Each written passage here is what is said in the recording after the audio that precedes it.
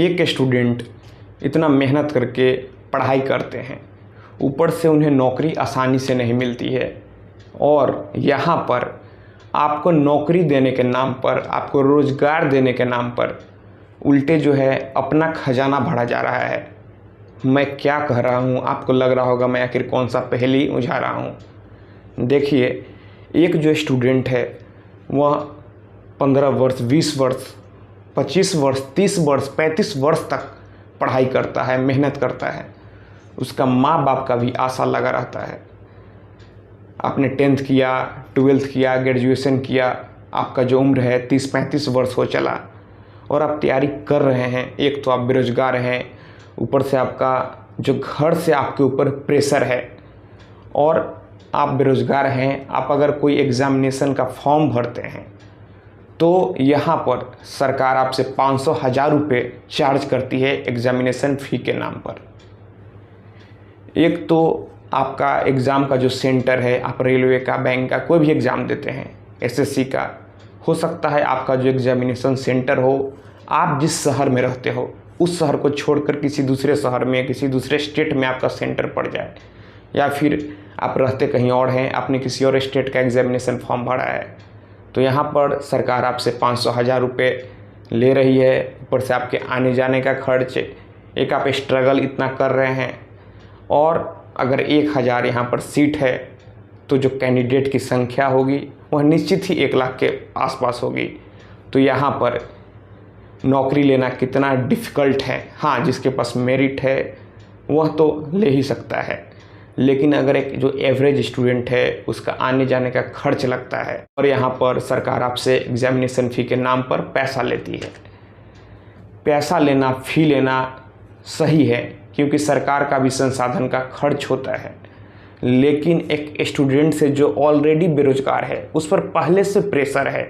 यहाँ पर सरकार को चाहिए कि नॉमिनल सा फ़ी ले 200 रुपये तक, लेकिन कई सारे ऐसे एग्ज़ामिनेशन फॉर्म आते हैं जिसमें कि आपको 500 से 1000 रुपये तक का चालान जमा करना पड़ता है।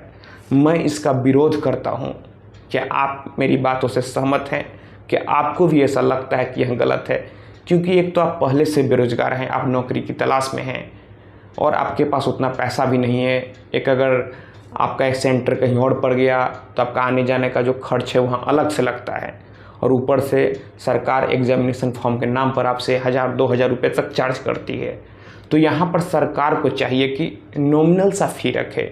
मेरे समझ से एक स्टूडेंट से 100 रुपये तक का ही एग्ज़ामिनेशन फॉर्म का फ़ी रखना चाहिए। अब मैं यहाँ मान लेता हूँ एक स्टूडेंट जो है वह कंपटीशन की तैयारी कर रहा है और अगर वह महीने में 5 एग्ज़ामिनेशन का फॉर्म फिलअप करता है और अगर सरकार उसे पर एग्ज़ामिनेशन फॉर्म का जो चार्ज है 500 रुपये लेती है, तो महीने में 10 अगर वह फॉर्म फिलअप करता है तो 5000 रुपये तो उसके ऐसा ही चला जाएगा।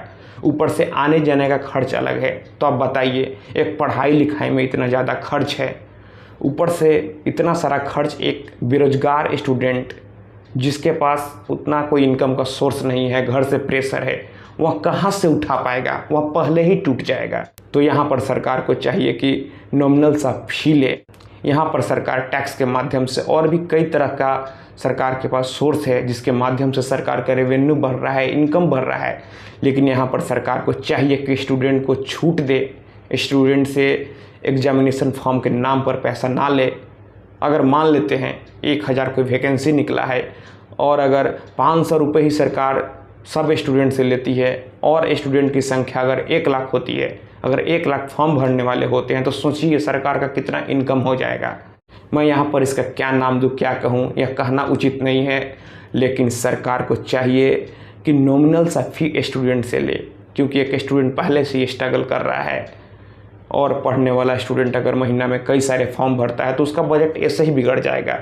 अगर वह अपने फैमिली से, अपने पेरेंट्स से दूर रहकर कहीं पढ़ाई करता है तो एक तो उसको जो पेरेंट्स उसके होंगे उसे खाने पीने रहने का खर्च देंगे, ऊपर से अगर वह फॉर्म का अगर महीने में 5-6 भी फॉर्म भरता है तो हमको लगता है कि 7-8 हज़ार रुपये उसके ऐसे ही एग्ज़ामिनेशन फॉर्म में ही आने जाने में ही खर्च हो जाएगा।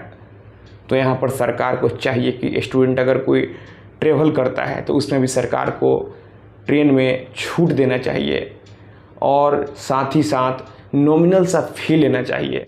तो दोस्तों, क्या मैंने सही बोला या फिर गलत? आप मेरी बातों से सहमत हैं या फिर असहमत? आप कृपया हमें कमेंट बॉक्स में कमेंट करके बताएं। तो दोस्तों, मैं आशा करता हूं आपको यह वीडियो पसंद आई होगी। दोस्तों, अगर आप हमसे कोई भी बात करना चाहते हैं, किसी भी टॉपिक पर कोई भी सलाह लेना चाहते हैं, तो आप हमें इंस्टाग्राम पर फॉलो कर लें। मेरा इंस्टाग्राम पर यूज़र नेम है Pritesh1584। तो दोस्तों, हम लोग मिलते हैं नेक्स्ट वीडियो में एक नए टॉपिक के साथ। तब तक आप अपना और अपने परिवार का ख्याल रखें।